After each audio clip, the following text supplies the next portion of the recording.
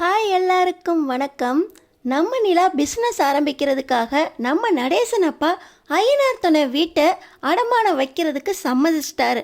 ஆனால் கரெக்டாக இந்த நேரம் பார்த்து என்ட்ரி கொடுக்குற வானதி இந்த வீட்டை இந்த நிலாவுக்காக எதுக்கு அடமானம் வைக்கணும் அப்படின்னு எதிர்ப்பை கிளப்பிட்டு இருக்காங்க. நம்ம நிலாவுக்காக ஐயனார் துணை வீட்டை அடமானம் வைக்க போகிறாங்களா இல்லை வானதி இப்பதான் திரும்பி வந்திருக்கா, இவ பேச்ச கேட்கலாமா அப்படின்னு பாண்டி யோசிக்க போறாரா?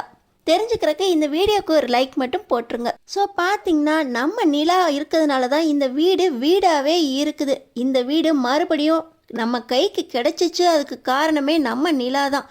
நம்ம எல்லாரும் மறுபடியும் இந்த வீட்டில் சந்தோஷமாக இருக்க முடியுதுன்னா அதுக்கு காரணமும் நிலா தான். இந்த பொண்ணு பிஸ்னஸ் பார்ட்னராக சேர்றதுக்கு இந்த வீடு உதவி செய்யணும். கண்டிப்பாக இந்த வீட்டை அடமானம் வைக்கிறதுல தப்பே இல்லை. இது வரைக்கும் நம்ம ஒவ்வொருத்தரோட சந்தோஷத்துக்காகவும் ஒவ்வொருத்தர் நல்லதுக்காகவும் பார்த்து பார்த்து ஒவ்வொன்றையா செஞ்சுக்கிட்டு இருக்குது இந்த நிலா பொண்ணு. இந்த நிலா பொண்ணுக்காக ஐயனார் துணை வீட்டை வைக்கிறதுல தப்பே இல்லை. என்னோட முழு சம்மதம். நான் எங்கே சைன் போடணுன்னு சொல்லுங்கள், நான் சைன் போடுறேன் அப்படின்னு நடேசன் அப்பா சொன்ன உடனே நம்ம நிலா எனக்காக இந்த வீட்டை அடமானம் வைக்கிறதா, அப்படி பிஸ்னஸ் ஆரம்பிக்கணுமா அப்படின்னு கேட்க, இல்லைப்பா நீ ரொம்ப நல்லா வருவ, நீ அந்த ராகவ் கிட்ட வேலை பார்த்தப்ப உன்னோட திறமை அவனுக்கு தெரிஞ்சிருக்குது, அதனால தான் அவ்வளவு கோடி ப்ராஜெக்டை ஓன்ட்ட கொடுத்துருக்கான், அதையும் நீ சக்ஸஸ் பண்ணி காட்டலையா, அவன் ஏதோ போதாத காலம் உன்னை வெளியே அனுப்பிட்டான், பாருப்பா நீ மட்டும் புதுசாக ஒரு கம்பெனியில் சேர்ந்த அந்த கம்பெனி ஓஹோன்னு வரும்பா, உன் மேலே எங்களுக்கு ரொம்ப நம்பிக்கை இருக்குது, நீ நம்பி இந்த பிஸ்னஸை தொடங்கலாம்ப்பா அப்படின்னு நம்ம சேரன் அண்ணா சொல்ல, கரெக்டாக சொன்னீங்கண்ணா அப்படின்னு பாண்டியும் நம்ம சோழன் அண்ணாவும் நம்ம ஐயனார் துணை வீட்டை நிலாவுக்காக அடமானம் வைக்கிறதுக்கு சம்மதிக்கிறாங்க. நம்ம நடேசன் அப்பாவுக்கும் ரொம்ப சந்தோஷம். இந்த நேரத்தில் தான் கரெக்டாக வானதி வீட்டுக்குள்ளே வராங்க. வானதி வீட்டுக்குள்ளே என்ட்ரி ஆகிறத பார்த்த உடனே பாண்டிக்கு மனசுக்குள்ளே அவ்வளோ சந்தோஷம். வானதி நம்ம கூட மறுபடியும் பேச மாட்டாளா, அவளை பார்க்க மாட்டாமா, நம்ம மேலே இருக்க தப்பை புரிஞ்சுக்கிட்டு அவள் நம்மளை மன்னிச்சு மறுபடியும் காதலை தொடர மாட்டாமா அப்படின்னு பாண்டி அத்தனை நாளாக ஏங்கிக்கிட்டு இருந்தார். வீட்டு வாசலில் போய் நிற்கிறது என்ன, வானதியோட குரலை கேட்கறதுக்காக அடுத்தடுத்த ஃபோனை வாங்கி மறுபடியும் வானதிக்கு கால் பண்ண, வானதி இப்படி பிளாக் பண்ணி விடுறாளே, அவள்கிட்ட எப்படி நான் புரிய வைக்கிறது, கல்யாணத்தை மட்டும்தானே தள்ளி போட்டேன், அவளை கல்யாணமே பண்ணிக்க மாட்டேனா அப்படின்னு யோசிச்சுக்கிட்டே இருந்தேனே, இதை எப்படி அவளுக்கு புரிய வைக்கிறது அப்படின்னு பாண்டி யோசிச்சுக்கிட்டே இருந்தார். ஆனால் வானதி தானா தன்னோட வீட்டுக்கு தன்னை தேடி வந்திருக்காளே அப்படின்னு பாண்டி மனசுக்குள்ளே அவ்வளோ சந்தோஷம். பாண்டி வானதியை உண்மையாக மனசார காதலிக்கிறாரு.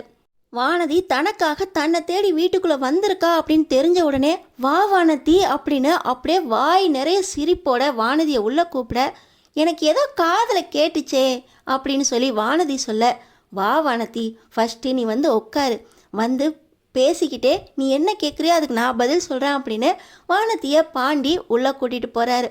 நம்ம நிலாவும் வானதிக்கிட்ட, வானதி அன்னைக்கு பொண்ணு பார்க்க வராமல் போனது தப்பு தான், ஏதோ அண்ணன் மேலே இருக்க பாசத்தில் பாண்டி கல்யாணத்தை தள்ளி போடணுன்னு தான் நினச்சாரு, உன்னை கல்யாணம் பண்ணிக்க மாட்டேன்னு நினைக்கலையே, நீ அவரை தப்பாக புரிஞ்சுக்கிட்ட வானதி, உனக்கும் அவருக்கும் எந்த பிரச்சனையும் இல்லை தானே, சமாதானம் ஆயிட்டிங்களா அப்படின்னு கேட்க, இந்த அளவுக்கு உங்களுக்கு தெரியுமா, பாண்டி எல்லாத்தையும் உங்ககிட்ட சொல்லிருச்சா அப்படின்னு வானதி மனசுக்குள்ளே யோசிக்கிறான். பார்த்திங்கன்னா வானதிக்கு எங்களோட பர்சனல் விஷயத்த உங்கள்கிட்ட எதுக்கு சொல்லணும், நீங்கள் பண்ணிட்டு வந்தது ஃபேக் கல்யாணம், உண்மையாக உங்களுக்கும் இந்த வீட்டுக்கும் சம்மந்தமே கிடையாது, சீக்கிரமே டிவோர்ஸ் வாங்கிட்டு போக போகிறீங்க, உங்களுக்கு எதுக்கு இந்த பாண்டி இவ்வளோத்த சொல்லி வச்சுருக்கான் அப்படின்னு மனசுக்குள்ளே அப்படியே கருவிக்கிட்டு இருக்கா வானதி. கரெக்டாக நம்ம வானதிக்கிட்ட பாண்டி, நீ வந்தது எனக்கு ரொம்ப சந்தோஷம், இந்த வீட்டில் ரொம்ப சந்தோஷமான விஷயம் நடக்க போகுது வானதி. பார்த்திங்கன்னா நிலா இப்போ புதுசாக ஒரு கம்பெனியில், கன்ஸ்ட்ரக்ஷன் கம்பெனி, ஆர்கிடெக்ட் கம்பெனியில் பார்ட்னராக சேர போகிறாங்க, அதுக்கு இந்த வீட்டை நாங்கள் அடமானம் வச்சு கொடுக்க போகிறோம் அப்படின்னு பாண்டி சொல்கிறாரு. என்னது இருக்கிறது ஒரே வீடு, இந்த வீட்டில் இருக்க முடியாதுன்னு சொல்லி தான் நீ 1000 காரணம் சொல்லி என்னை பொண்ணு பார்க்க கூட வரல, இப்போ இந்த வீட்டையும் அடமானம் வச்சு அது மூழ்கி போய் இவங்க பிஸ்னஸும் நட்டமாயிடுச்சுன்னா அப்புறம் எல்லாரும் தெருவுலையா நிற்கிறது? ஏற்கனவே நம்ம இருக்கிறதுக்கு ரூம் இல்லை அப்படின்னு தான் நீ கல்யாணத்தை நிறுத்தினா பொண்ணு பார்க்க வராமல் பண்ண. அண்ணன் கல்யாணம் 6 கல்யாணம் அப்படின்னு சொல்லி 1008 காரணம் சொல்லி நம்ம பிரிகிற நிலைமைக்கு போய் ஏதோ உன்னை மன்னிக்கலாம், நீ உண்மையாகவே என்னை காதலிக்கிறேன்னு தெரிஞ்சுக்கிட்டு உங்கள்கிட்ட பேசலாம் அப்படின்னு சமாதானமாகி வந்தால் நீங்கள் இப்போ மறுபடியும் இருக்கிறதையும் நொல்ல பண்ணுறதுக்கு பார்த்துக்கிட்டு இருக்கீங்க. இந்த வீட்டை அடமானம் வச்சுட்டு அது மூழ்கி போயிருமே, அப்போ என்ன பண்ணுவீங்க? எல்லாரும் மறுபடியும் தெருவில் தான் நிற்க போகிறீங்களா அப்படின்னு இந்த வானதி நம்ம நிலா பிஸ்னஸ் ஆரம்பிக்கிறதுக்கு முற்றுப்புள்ளி வைக்க பார்க்குறா. ஆனால் ஏற்கனவே இவ வாயை சமாளிக்க முடியாது, இவ வீட்டுக்கு வந்தால் ஒன்னாலேயும் இவளை சமாளிக்க முடியாது, இவளாம் குடும்பத்துக்கு ஆகவே மாட்டா அப்படின்னு நடேசனப்பா சொல்லியிருக்காரு. இப்போ அதுக்கேற்றாப்புல இவ்வளோ வாய் பேசுகிறாளே. நடேசனப்பா சொன்ன மாதிரி விட்டது சனியா அப்படின்னு இவளை தொலைச்சிக்கட்ட சொல்லுவாங்களே அப்படின்னு நம்ம பாண்டிக்கு பயம் வந்துடுது. ஏன்னா அவர் மனசார உண்மையாக காதலிக்கிறாரு. பாண்டியை எந்த நிலைமையிலையும் கைவிடக்கூடாது அப்படின்னு முடிவில் இருக்காரு. ஆனால் வானதி பேசுகிற ஒவ்வொரு பேச்சுமே அவர் மனசுக்குள்ளே வெறுப்பு வருது. ஏய் வானதி, என்ன பேசிக்கிட்டு இருக்க? எங்கள் நிலா அண்ணியை பற்றி பேசுகிறதுக்கு உனக்கு இந்த இடம் சரிப்பட்டு வராது, என் கூட வா அப்படின்னு சொல்லி கையை பிடிச்சி இழுத்துட்டு போக இந்த வானதி, இரு பாண்டி, நான் பேச ஆரம்பிச்சிட்டேன், பேசிடுறேன், இன்னும் எவ்வளோ நாள் தான் என்னை பேச விடாமல் நீ என்னை வாயை கட்டி கட்டி வைப்ப?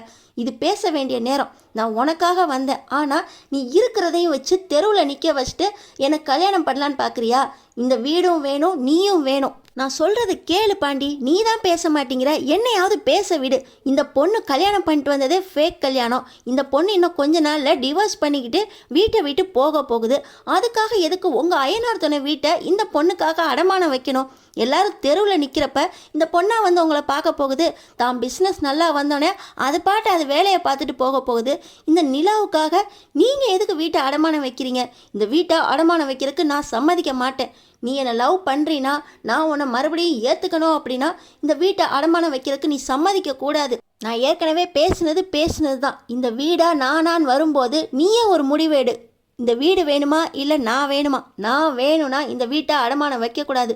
இல்லை இந்த அண்ணன்களும் இந்த நிலாவும் இந்த வீடும் தான் உனக்கு முக்கியம், நான் தேவையில்லைன்னு நினச்சா மறுபடியும் என்னை கை கழுவி விட்டுருப்பாண்டி, நீ எனக்கு வேண்டாம் அப்படின்னு வானதி ஒரே முடிவாக பாண்டிக்கிட்ட சொல்கிறாங்க.